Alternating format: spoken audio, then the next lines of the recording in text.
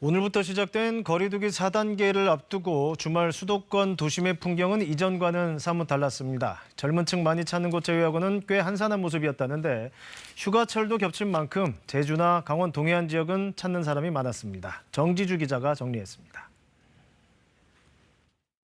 주말이면 대형 쇼핑몰은 안팎으로 부볐습니다. 주차부터 전쟁이죠. 이거 물건을 사러 온 건지 사람 구경을 온 건지 헷갈릴 정도인데 지난 주말은 달랐습니다. 큰 쇼핑몰이 더 커 보이죠. 방문객 수가 일주일 전과 비교할 때 30~40%는 감소한 것 같다는데요. 백화점 등에서 확진자가 나오면서 추가 감염이 이어지고 있습니다. 불안함에 다중이용시설을 찾는 분들이 크게 줄었다는 얘기입니다. 실내 말고 야외는 좀 나을까 싶어 요즘 한강공원 많은 분들이 찾고 계시는데요. 하지만 어제는 여기도 좀 한산했습니다. 이제 마스크는 필수 착용입니다. 산책을 즐기거나 주로 가족 단위로 띄엄띄엄 앉아서 강바람을 맞고 계셨는데요. 수도권 대형마트는 거리두기 4단계를 앞둔 주말 생필품 사재기는 딱히 없었다는데요. 평소 주말과 크게 다르지 않은 모습이었다죠. 일단은 생필품은 주로 온라인으로 산다는 분들이 많았습니다. 그래서 생필품 매출이 전주보다 1~2% 오르는 데 그쳤습니다. 자, 일단 수도권에서는 오늘부터 당분간 6시 이후 사적 모임 2명까지만 가능합니다. 그래도 어제까지는 4명까지 가능했었죠. 이른바 그 최후의 만찬이라도 즐기려는 걸까요? 평소 주말과 크게 다르지 않은 곳 또 있었습니다.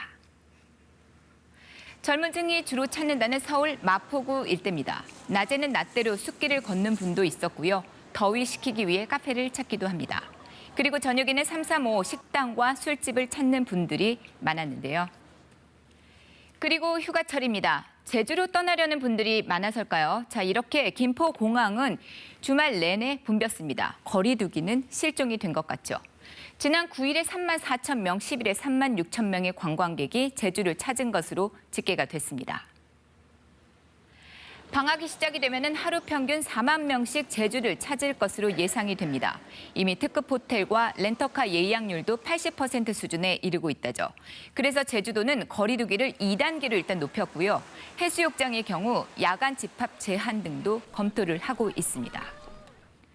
지난 9일부터 차례로 문을 열었습니다. 강원 동해안 해수욕장은 어떨까요? 개장 후 첫 주말인데다 일요일인 어제는 초복이었죠. 날씨마저 이렇게 뜨거웠습니다. 그래서인가요? 속초와 양양의 해수욕장 21곳에 주말 동안 피서객 5만 3천여 명 정도가 찾았습니다. 30도를 웃도는 더위, 바다는 그야말로 천국이죠. 시원한 파도에 몸을 맡기고요. 파라솔 아래에서 바람을 맞으면요, 코로나 걱정 잠시 잊을 수가 있습니다. 이미 동해안 지역 숙박시설 대부분은 휴가철 예약이 거의 끝난 상태라는데요.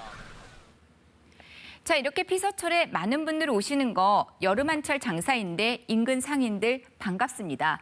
하지만 이거 마냥 좋아할 수만은 없습니다. 강원 지역의 경우는요, 춘천을 제외하고 거리두기가 1단계가 적용이 되고 있는데요. 모임 인원 등에 다소 여유가 있습니다. 문제는 동해안 피서객의 대부분이 거리두기 4단계를 적용받고 있는 수도권에서 온다는 거죠. 그래서 일단 해수욕장 방역 대책이 강화됩니다. 출입구에서 발열 체크해야 하고요. 안심콜로 전화도 해야 하죠. 혼잡도 신호 등 사전 예약 확대, 또 속초와 경포, 망상 등 대형 해수욕장 5곳에선 야간 취식 금지입니다.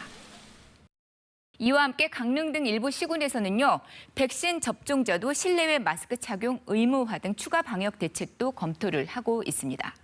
지난 여름 해수욕장에서는 코로나19 감염 사례가 단 한 건도 없었다지만은요, 절대 긴장을 늦출 수가 없었습니다. KBS 뉴스 정지주입니다.